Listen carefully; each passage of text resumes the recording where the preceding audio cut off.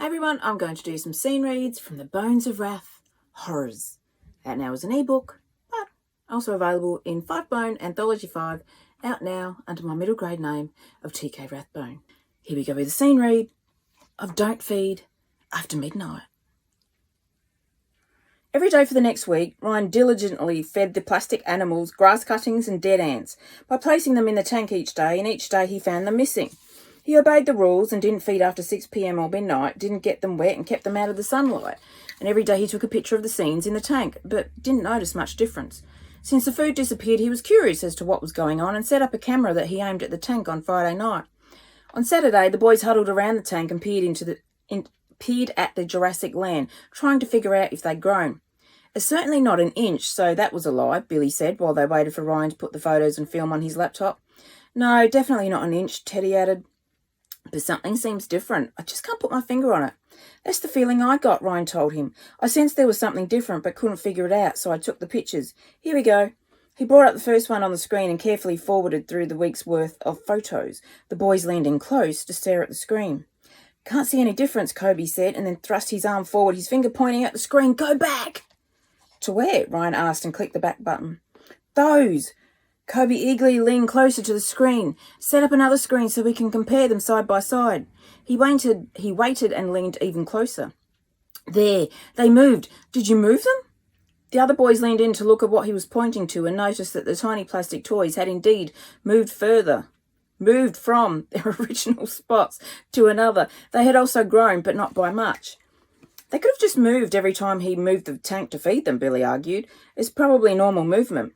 No, Ryan shook his head and looked at his friend. I'm very careful and put it on my desk. I slide the vent across and drop the grass and ants in. Slide the vent back, take the picture, and then put the tank back. They don't move. Nothing moves.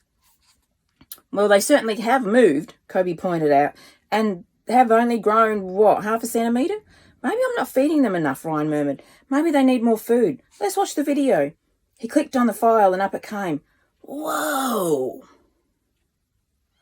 4 sets of eyes widened and they leaned closer to see the tiny plastic animals moving and chasing each other around the tank. That can't be. Ryan's gaze was glued to the screen as tiny dinosaurs moved around the tank. Oh my.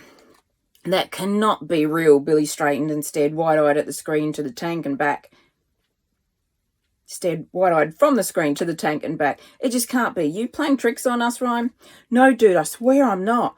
Ryan put his hands up in protest. I only set the camera up last night and let it run until I got up when I stopped it. That's all. They continued watching as T-Rex chased all the dinosaurs. The Diplodocus ate from the tiny trees. The Triceratops fought with each other, and the snakes slithered over the whole tank. As a mouthful. This is just unreal, Ryan muttered and inhaled a deep breath, holding it in a moment before releasing it. They're real. Teddy scratched his head in bewilderment and stared at the footage. I cannot believe I'm watching this. They're just little plastic figures glued to foam, dirt, and mountains and grass. They can't be real. They have to be because they're moving, Ryan argued and shook his head. They have to be, and I've got real dinosaurs. He swung around in his gas lift desk chair to face his friends. I've got real dinosaurs, he crowed. For $83.55, I've got a tank of real dinosaurs. Yes, he double fist pumped and swung back around to the laptop screen. Yes! Billy, Teddy and Kobe traded glances behind his back and then moved their gaze to the tank on Ryan's shelf.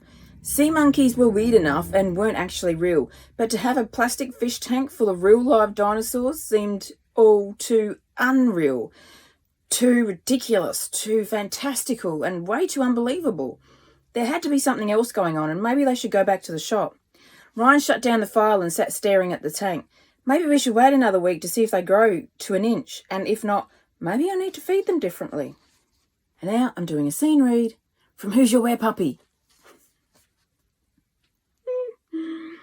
Come on, let's go, he whispered, and took the torch.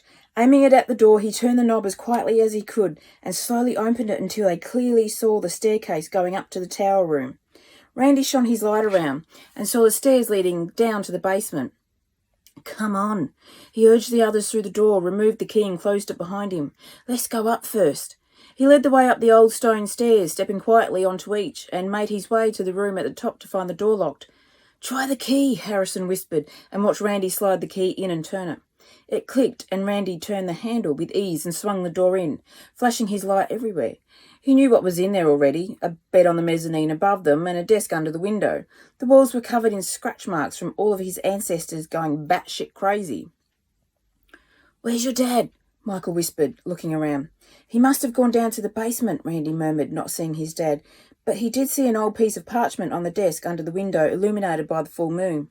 Moving over to it, he aimed his light at the paper and saw it was the map his dad must have been talking about.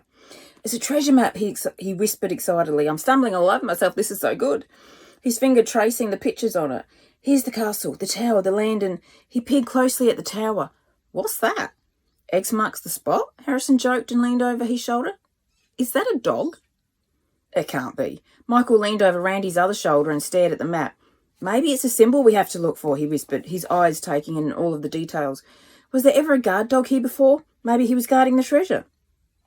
"Maybe," Randy shrugged, "but either way, it doesn't really tell us where the treasure is."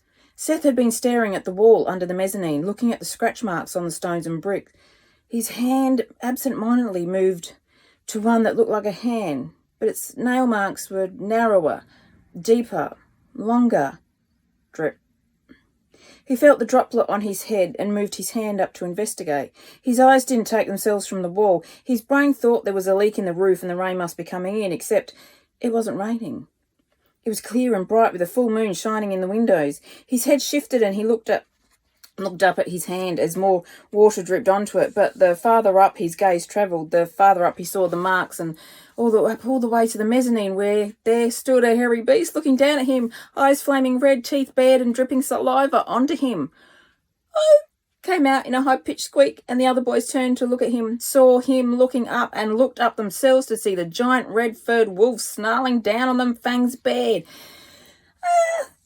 What is it?" Harrison squealed and stumbled sideways along the wall, trying to get to the door, but stopped when the beast let out an almighty howl.